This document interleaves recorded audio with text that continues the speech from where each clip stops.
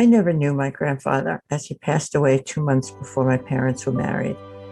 Grandmas in those days were old and had nothing in common with their grandchildren other than love and, of course, food.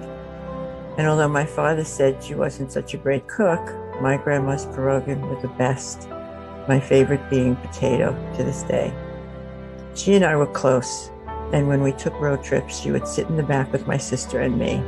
My sister always fell asleep before we were out of the parking space, so I would have my grandmother to myself for the entire ride. She used to tell me stories about the old country and sing songs in Yiddish. Somehow, I'm not sure how or when or why. She became my princess and I her prince. I came home from school one day to find out my grandmother had had a heart attack and was in the hospital.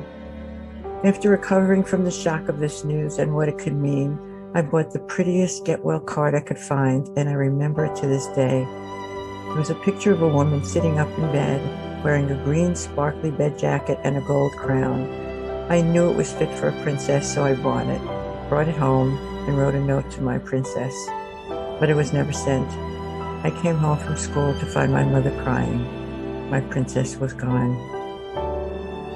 I had that card on a bulletin board in my room for ages and eventually moved it to one of my scrapbooks.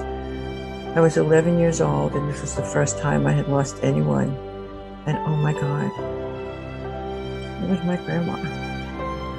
In the Jewish religion, we name after the dead, believing the soul as well as memory of the deceased will live on. Needless to say, my firstborn is named after her. And when I think of her, I do so with tears and a smile.